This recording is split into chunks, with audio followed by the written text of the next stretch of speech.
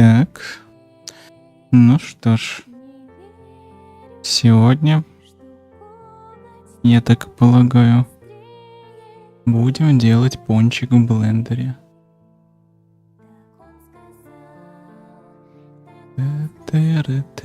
Вон какие вкусные пончики. Is Blender, open source 3D software that can be used to make animations, visual effects, game assets, or practically anything 3D. And best of all, it's 100% free and it always will be. If you've never used it before but you want to learn it, well, then you're in the right place. This is a tutorial for complete beginners. I've been using Blender for 20 years, so I'm going to show you how to use all of its core features. And by the end, you'll finish with not only the confidence to start your own projects, but with your very own donut animation. And I know this looks complex, but I promise you it's achievable for a complete beginner. And I say that with confidence because many already have. This is actually the fourth version of this tutorial. I made the first donut tutorial back in 2016, and I've been remaking it every few years to keep up with Blender's development. In that time, millions of people, just like yourself, have gone from having never used 3D to successfully making their own donuts. One artist even snuck his into a little film called Everything Everywhere All at Once. Very clever. So, if you're ready to take your first steps in 3D, hit the subscribe button and let's begin. First, go to blender.org/download or just click the link in the description. Then, obviously, you got to hit the big download button. Once downloaded on Windows, double click it and then just go through the install steps. But if you're on a Mac, just drag it into the applications folder. Then just find the Blender shortcut and open it. Then once it's open, just click anywhere off the splash screen to close it, and welcome to the wonderful world of 3D. Welcome. First tip, do not get overwhelmed. If you go clicking around, you might find lots of buttons and some of them with very scary names, and it can all get very overwhelming very quickly. The thing you need to know is Blender can do a lot of things, which means it has a lot of tools, but you don't need to know every tool in order to do what you want to do. If you're familiar with the 80-20 rule, there's really only 20% of Blender's features that you end up using 80% of the time. And that's what I'm planning to teach you in this tutorial series. So stay with me and you should be fine. We'll start making the donut in the next video. In this one, we're just going to look at the interface and I'm going to show you some of the basic navigation. So for starters, this view, this window right here is your 3D viewport, and it's where you'll spend probably 90% of your time because it is the 3D world. So you can see that we have three objects here. We've got a camera, we've got a cube, and we've got a lamp. And when we click on it, you can see it's selected because it has the yellow outline. So let's delete the default cube, of course, and replace it with something else. Yellow outline. So let's see that we have three objects here. We've got a camera, we've got a cube, and we've got a lamp. And when we click on it, you can see it's selected because it has the yellow outline. So let's delete the default cube, of course, and replace it with something else. So we could do that by going up to the Add menu up here, or by remembering the hotkey, which is Shift A. So Shift A for Add. So usually the one you're looking for is underneath Mesh. So these are called your primitives, and it's what you use to start something when you're looking to make an object. Like if you're going to make a chair, you might start with a cylinder as the chair leg and then build out from there. But the one I'm sure you're all very curious, you want to click it, it's the monkey. So let's just click the monkey. Why does Blender have a monkey? Well, fun fact, every 3D software has its own little random complex object because it's useful to test things like shaders or complexities of scenes. So 3ds Max has the Utah teapot, Houdini has the toy, and I think pig's head. Blender has the monkey, and it's actually called the Suzanne monkey head, which you can see in the top left there, named after the orangutan from the film Jay and Silent Bob Strikes Back. Random piece of trivia. So let's get a better look at it. And to that we need to orbit, which you can do by on your mouse there, your scroll wheel. That is called your middle mouse button. If you push that in and then drag around, that is now orbiting. Now, for my laptop users, you've just panicked because you realize you don't have a mouse. mouse. How are you going to orbit around? First of all, probably a good idea to get a mouse for 3D work. It will come in handy. But in a pinch, you can get by without it just by up here in the top right-hand corner, this little gray circle, anywhere in the gray section. If you just left-click, drag on that, that will do the exact same thing. Or if you want, you can go to Edit Preferences, and then underneath Input, there's Emulate 3-button mouse. And that means that if you hold down Alt and then left-click drag, that will do the exact same thing. Also, whilst you are in user preferences, you might want to go to interface and you've got resolution scale. If you're on a 4K monitor, you might find that your menus and buttons are really small and you kind of have to like squint in to see it.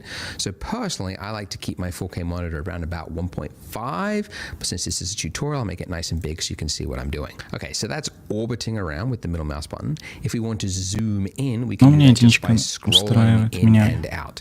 We could also do it by going up to the magnifying glass tool there and then just left click dragging and then moving the mouse back and forth. That does the same thing. Or you could hold down Control and then middle mouse button and that will do a smooth zoom as well. Okay, so one thing you might notice looking at this is that it's not very pretty, right? It's just kind of got this flat, bland, gray lighting over everything. And that's because this state right now is called viewport shading. And it's kind of a lightweight, optimized way to view the scene just as you're building it. But if you want to create a final pretty image, that's called rendering. And you can actually switch into rendered mode by going up here into the top right-hand corner. You can see we're currently in the viewport shading mode. If we go 2 across, you should see rendered view mode. So if we click that, your computer might stall for a quick second whilst it loads it in, but you can see it's now different. We have directional light. We have shadow cast across the monkey. So it's now currently being lit by this lamp up here. So if I wanted to, zoom in on that lamp there and just kind of like move it around, it's kind of hard to focus on. Like it's always exactly not. Так. Ну, ждем, пока отвиснет. Неужели 3060 Ti не сможет отрендерить манки?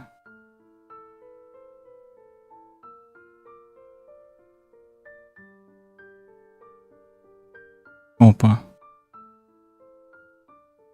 Манки. Ну, вроде живем.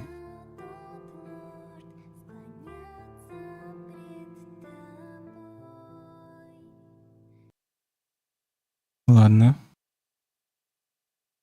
Хорошо. Not in the right view. And that's because we are centered on our monkey right now. We need to change the focus. We need to pan to something else. So we could do that one of 2 ways. One, if you're on a laptop, you could use the little move tool there. That will do that. Or the monkey.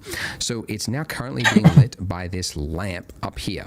So if I wanted to, zoom in on that lamp there and just kind of like move it around, you can see it's kind of hard to focus on. Like it's always exactly not in the right view. And that's because we are centered on our monkey right now. We need to change the focus. We need to pan to something else. So we could do that one of 2 ways. One, if you're on a laptop, you could use the little move tool there. That will do that. Or everyone else, Shift, middle mouse click, drag, that will do the same thing. So middle mouse is for orbiting, Shift middle mouse is for pan to change your view to something else. Okay, so I want to move my light because it's too moody. I want to be able to see the monkey's face there. So to move an object, you could do it one of 2 ways. One, you could go over to the left-hand corner here and you've got the move tool. When you click that, you can see that the selected object, the lamp, has this this gizmo, it's called, with these axes on it. And if I just clicked and dragged on any of those arrows there, you can see I can move it along any of those axes. I can also just click on that white circle there, and that will just freehand drag it depending on my view. But it's kind of tedious. Every time you want to move something, you have to like go to that tool and then find the arrows and yada yada. So actually most people in Blender prefer to use the hotkeys. So we just keep it in the default selection state here, and instead remember the hotkey, which is G for grab. Now I've just tapped the key, and you'll notice as I move my cursor that it's now attached to my cursor. It's not, my cursor isn't even actually close to it. In fact, my cursor could be on the other side of the screen, and I could tap G and it will move it. And at first this is kind of awkward. You're like, why is it working this way? But once you get used to it, you realize it's actually handy because you don't have to spend all this time like navigating your cursor to something just so that you can move it. Your cursor will be over here, and then just tap it and you're moving it. So whilst you're in this move state, if you want to cancel a movement, you could do it one of two ways. You could just hit escape, or you could right click. Then if you want to confirm a movement, like say I want to move my lamp here and I like the movement, I could just do a single left click. So again, if I want to cancel something, just right click. If I want to confirm the movement, left click. But let's say I wanted to move it along an axis, like, you know, I like these arrows here and I want to be able to move it on just a specific axis. Well, I can do that whilst I'm in that grab state as well. So after I've hit the G key to grab it, I can then tap the letter of the axis that I want to move it on. So if you don't know, in the real world and in the 3D software, there are 3 axes because there's 3 dimensions. There's the X axis, which I can move it by hitting the X key, the Y axis to move it back and forth along the Y axis with the Y key, or the Z axis to move it up and down on the Z axis. So you can remember those letters, the X, Y, and Z, or the method that I actually prefer to use is whilst you're in that G state, if you just hold down the middle mouse button and then pull out, you can see you get this like gray line that pulls out from the center. And then if you just drag out and move around, it will snap it to the nearest axis, which again is maybe an odd way to work, but it's actually really handy because it means you don't have to think of the letter and locate it on your keyboard. I can just tap G to move it and then middle mouse drag out and then just find that exact axis that I'm looking for. And so it's very fast to just quickly move the lamp exactly. Пока справляемся. By the way, if you're finding it hard to remember all of the keyboard shortcuts that I've mentioned, I've actually put together a PDF, a cheat sheet of Blender's most common hotkeys, and you can download that by clicking the link in the description. So you could print it out, or you could just have it on a separate monitor while you work. Also, if you are from another 3D software package, you might notice that Blender's hotkeys are different than what you are used to. So if you actually go to Preferences, just for those people that are from other softwares, if you change the key map to industry compatible, you'll find that these shortcuts are probably more in line with what you remember from other software. I'll also put a link to a cheat sheet that is just for the industry compatible key maps that somebody else put together. I've got nothing to do with it, but I'll put that link there so you can check it out as well. For the rest of this tutorial series, I'm going to use Blender's hotkeys. Just keep that in mind. Now let's say as I am moving around here, I'm like, oh, this looks really good. I've got some nice Rembrandt lighting across the monkey's face. I want to take a photo. I want to take a nice pretty image of this and post it on socials for clout, right? Okay. Well, I could take a screenshot of it, but that would be silly because it's got all these lines all over. It's all noisy, right? We don't like it. The way you take a photo, a pretty image in Blender, is to do a render. So you could do that one of two ways, by going up to render and hitting render image, or remembering the hotkey which says next to it F12. So when you do that, a little window will pop up. It will use your CPU or GPU, depending on which renderer you've got active, and it will render out a pretty image. And from here, you could go image and then save as, and that'll save it as a PNG or whatever, wherever you want to save it.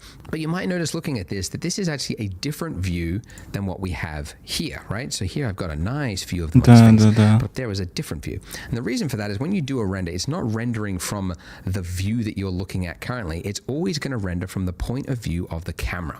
So this is our camera over here, and it's looking from this angle.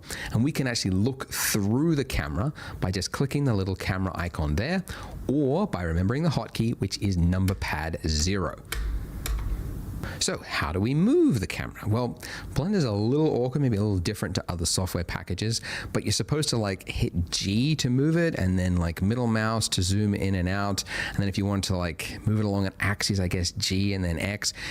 You could do that, but actually what a lot of users prefer, especially those from other software packages, is if you've got your camera selected, which by the way, I haven't mentioned this, but up here, this is your outliner. It's kind of an inventory of every item that you've got in your scene. Okay, so with the camera there selected, if I hit N, N is to bring up the properties, N for properties for whatever reason, and then go to view, there's a little box there that just says lock to camera to view. So now with that active,